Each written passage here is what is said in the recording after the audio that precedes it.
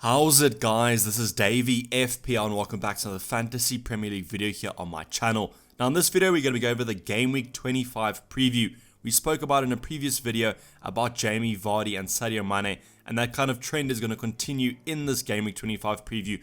Pretty much the most talked about news, so we'll be talking about specific options, both budget and premium, that you should be looking at to replace these two players. So let's get into the video. Thank you to OneFootball for sponsoring this video. Link down below if you do want to use my download link to download this wonderful app. Thanks again for sponsoring the video. If you don't know, OneFootball is the everything football related app. It's free to download on iOS or Android, and you can see there on the table, I'm following the Premier League right now. Gives me all the goals, assists, and whatever I need to know, as well as following my favorite team if I do want to follow a team, which is for me Liverpool, but for you it could be anyone else. Also, if you want to track more leagues than just the Premier League, go and check out this app. As I said, link down below. So a quick reminder about the League Cup semi-finals. These are quite important as they are the second legs of the semi-finals. So I pretty much think that all teams playing will play their full strength squads. We have Leicester versus Aston Villa, and then Man City versus Manchester United. A lot of players, a lot of premium options in those squads. So just take a look out for those lineups. I know with Man City we can't usually predict Pep Roulette, and the lineups midweek kind of mean nothing for the weekend, but at least we can get a little bit of an insight into what squad Pep Guardiola will be starting on the weekend against Spurs. And the other thing, of course, is the injury news that I'll talk about in a little bit. So the watch list has been updated here. We have one new player. That's going to be Baldock from Sheffield United. Reason being, Lundstrom did not start on the weekend and yet again did not start in the FA Cup. So I really want to take advantage of these nice Sheffield United fixtures. So I do think we could be looking at bringing in another Sheffield United defender. I don't think Lundstrom's place is secure anymore, and I'm not really comfortable with starting him if I think that he's going to be on the bench most game week. So Baldock looks good at 5.1 million. You can kind of go for any of the starting Sheffield United defenders. They are quite strong and usually play 90 minutes, and they have quite a set back five. Henderson was also a player you could look at, but I just kind of favored the attacking threat of Baldock here. 4 assists and 2 goals, and basically played every single minute there, so you don't have to worry about him being a rotation option. Another option you could go for is O'Connell, who we'll be talking about in the wildcard draft a little bit later on. So Luca Dean is another player that I've been looking at. The sad thing is that Everton fixtures get quite a bit tougher right now, so I still have him on the watch list, but probably not an in-demand transfer just because of, as I said, those tougher fixtures. Probably not going to be keeping a lot of clean sheets in those, so I'll be looking elsewhere. But still provides a nice option at 5.8 million. He's got 5 assists and 0 goals, and he's played as well basically every minute. Heung-min Son's my differential punt, as I did have him in last game week's video. He still is there as he did manage to score a goal, which took him up to 6 goals and 9 assists. He's just below that 10 million mark. Rosen prices, I think he's providing quite a nice differential, and he's always my favorite Spurs player to own. He has played a lot of minutes, that's just because of his multiple suspensions over the season. Not really like Heung-min Son. I wouldn't think that he would be the type of player to get a lot of red cards, but unfortunately that's been him this season. But this is how the watch list is looking. Obviously this can all change depending on Vardy and Mane. So I spoke about Vardy and Mane and looking at replacements of them. Unfortunately, I'm recording this video on Monday and there yet again has not been any news about him. Jamie Vardy, we've had the same comments that we discussed in the video, as well as Sadio Mane. I thought Sadio Mane would have some more news after that FA Cup game for Liverpool, but unfortunately Jurgen Klopp did not talk about Sadio Mane, so I'll be waiting for that last Game Week 24 fixture against West Ham to get some more clarity. Right now, if I had to make a prediction, I would say that Jamie Vardy is going to be fine, and that Sadio Mane is probably going to miss out on Game Week 25, but obviously that is my own personal opinion, just based on the kind of comments of the managers. I know Brendan Rodgers can't really trust him all the time, but I think that Jamie Vardy might even start on Tuesday night in that League Cup semi-final, where Sadio Mane, I don't think he'll be starting against West Ham, and I don't think he'll be risked against Southampton, especially with that player break after those fixtures. But I'm going to kind of deal with these two players as both of them are going to be missing out, and we'll be looking at players that you can replace them with for both players, both budget and premium.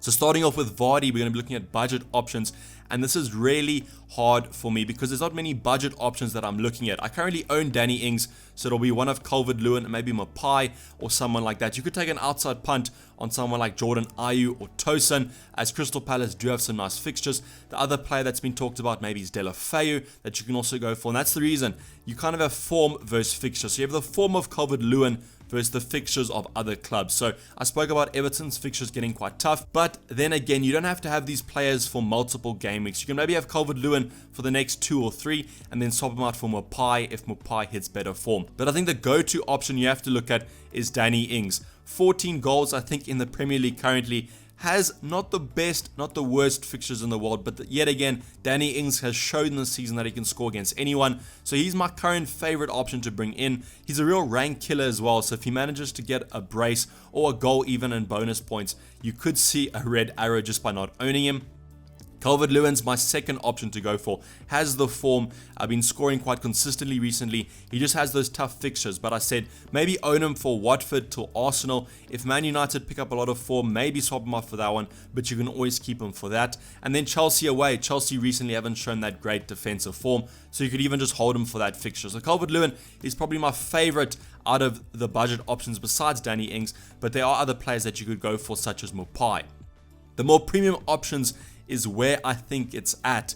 I think if Mane is injured, you can easily downgrade him to one of the budget options we'll be talking about shortly, and then upgrade Vardy to one of these two. So it's Aubameyang and Aguero. So with Aguero, I think even though he gets benched, he seems to come off the bench and always score. And that's the thing I like about Man City, is you can kind of bank on Aguero coming on if Man City need a goal. So you have that kind of threat of him that if Man City needs a goal, he's probably going to be getting it when he comes on, and that can always kind of fulfill his price bracket and I think do quite well for you. So I think if you want to kind of take a punt on Aguero, you can. I think the real punt and differential to go for is going to be Aubameyang.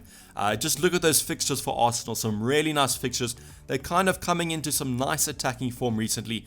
The only thing I'm kind of skeptical about is how they're going to be setting up against Burnley. Martinelli and Lacazette have been doing quite well, and once Aubameyang comes in, we don't know which one of those are going to be dropped. I don't really think you can drop Martinelli on the form he's in right now, and I think that would probably be the player to drop for Aubameyang. So I think if you can give this one more game week, I think give Vardy his fixture, and then we can always swap him out after that. So Aguero is also a good option. They have some tough fixtures coming up, but Aguero usually does quite well against the better opposition. So he's an option that you could go for. But right now, I'm favoring a little bit more of Aubameyang, as he is cheaper, more of a differential, probably more of a guarantee of starting minutes. But as I said, Aguero comes off the bench and usually scores, so you could also opt for him. But I do think that these are the better options to go for. Obviously, that seems quite obvious as they're more expensive, so of course they're going to be the better options. But I just don't really favor a cheap alternative to Vardy when we have these more expensive options and we do have the money in the bank if Mane is injured. So with Mane, my budget options, and right off the bat, I think if you don't have Traore, you have to look at him. He's just massively worth his price right now, below that 6 million mark, and I think the returns that he's getting is a lot better for his price. So Man United and Leicester, tough fixtures to go for, but then they kind of gone a nice little run there starting with Norwich, and I do think he's the player in the Premier League to watch at the moment. The only thing that was worrying with him at the start of the season was his finishing product. He always had this pace and power, but his final third delivery was lacking, and I think that's definitely been something he's been working on. As you can see, the returns are kind of flowing in right now. Wolves starting quite well, and I think against the better oppositions, they always do quite well. So I don't think it's a negative of bringing him in before these tough fixtures. And I just think if you're going to be looking at downgrading Mane, you have to look at him. There are a lot of other players in the similar price bracket that aren't performing as well as him, and even players more expensive. The other player I would look at is Anthony Martial. Obviously, you do have these players like Maddison and that kind of thing, but I think with Martial playing out of position, it just makes him so much worth. I know United haven't been playing that well in the Premier League, but that FA Cup victory, which hopefully will spur them on to some better results in the Prem. Fixtures aren't looking that good. Wolves at home's a tough fixture, but then you follow it up with Chelsea, Watford, and then you return to some bad fixtures. But I think with Man United, you got to be looking at these games. If they're going to be scoring, Martial will probably be on the receiving end of an attacking return, just because of how prominent he is in that centre forward position, and I think that United are relying heavily on him at the current moment. But I do think Traore is probably the better option to go for, and then if you have some excess funds to go for, you maybe could look at Martial if you just want to kind of fulfill a more concurrent position in your midfield. The premier options to look at, first one's Heung-min Son, a little bit of an outside there punt. My personal favorite Spurs player to own. That does not mean that Spurs players are worth owning. I just think that Heung-min Son provides a great FPL option when Spurs are doing well. I think that Spurs have the ability to score goals in these next upcoming fixtures. I think that Man City game is going to be quite tough, but then Aston Villa, Chelsea, Wolves, Burnley, could see some goals in that one. And as I said, with Martial, I think if Son is going to be getting any returns, it's going to be if Spurs are going to be scoring, because he's just that main talisman, especially with Harry Kane out. So it's quite a nice period to own the South Korean if Harry Kane is out, as he's probably going to be playing in that centre forward position alongside Lucas Moura. But I do think the go-to option for Sadio Mane is going to be Mo Salah.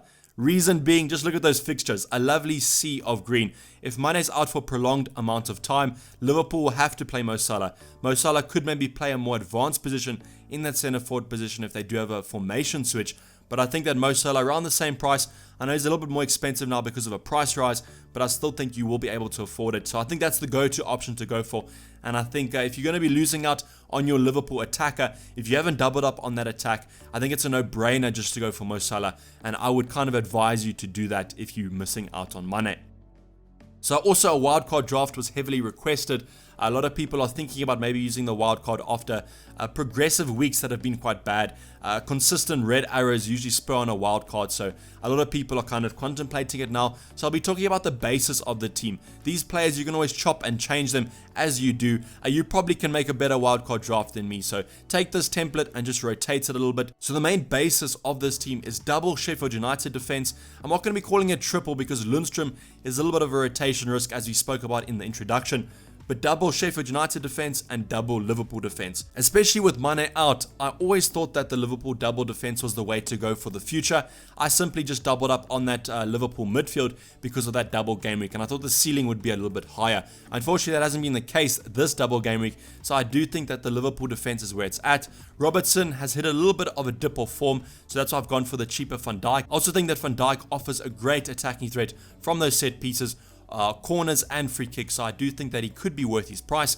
I was opted for Hanley as a cheap enabler here, and O'Connell has been my player to go for from Sheffield United, as he is one of the cheapest of that starting back five.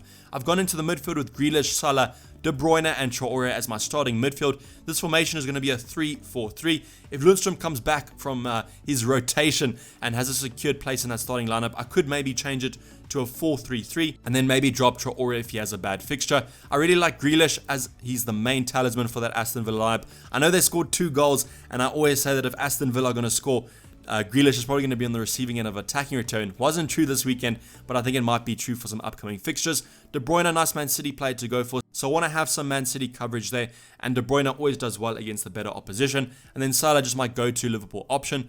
In the striking position, we have Vardy, if Vardy isn't injured. I really do think Vardy's still a good option, especially because I bought him for so cheap. So have quite a bit of money involved in him, and I don't really want to bring him back for a more expensive price if he hits some form. Then I have Danny Ings, as I said, real rank killer, so I do own him, and I think that he could get on some better form. Had his Premier League rest last game week, so should be raring to go for the upcoming game weeks, especially with this nice rest for the winter break, inverted commas. Then we have Aubameyang, my option for my little bit of a differential to go for there. Upgraded, not really upgraded Vardy's is still in my lineup, but I do think that you kind of have to look at one of Aubameyang and Aguero, maybe even both if you can afford them, but one of those two in your wildcard drafts, as not many people are owning them at the current moment. Opted for Aubameyang, more of a little bit of a differential, and I still own De Bruyne as my Man City coverage. So this is my wildcard draft. As I said, you can change it. If you can't afford it, I have 0.2 in the bank, so I kind of made it so that most people could afford it. But if you can't afford it, just simply downgrade one of the other guys and just look at that team. So the last talking point we'll be going over is captaincy, and I do think probably the standout captaincy option to go for is going to be the Liverpool assets. I know Southampton's a tough fixture to go by, but it is a home fixture, and Liverpool are just so much better at home. So I have Mo Salah here as my preferred Liverpool option just because Sadio Mane is currently injured. But if Sadio Mane comes back, you could also be looking at him. Maybe even Firmino after his scoring against Wolves. De Bruyne could be an option to go for. I know Spurs have been conceding a little bit recently, and I think against Man City they're probably going to be conceding more. So you could look at De Bruyne. I think that he'll be getting quite forward in this one. And then my other outside differential punt to go for is going to be Aubameyang against a Burnley side who are kind of a little bit hit or miss at the moment. I know they got quite a couple clean sheets off the bounce now. They do go through these patches of clean sheets, but I do think Arsenal will be scoring against them, and I do think they'll win this one, so I'm favouring Aubameyang to do well. So Aubameyang's kind of my out there punt. I think, though, most people will be going with the Liverpool assets, and I probably will as well. So this is going to wrap up the video, guys. Hopefully you did enjoy it. Please like it if you did, and subscribe if you're new or have not subscribed yet. Stay tuned for the team selection for my own personal team coming up later on in the week. Otherwise, I'm going to be signing off. This has been Dayvy FPL, and I'm out. Cheers. Bye.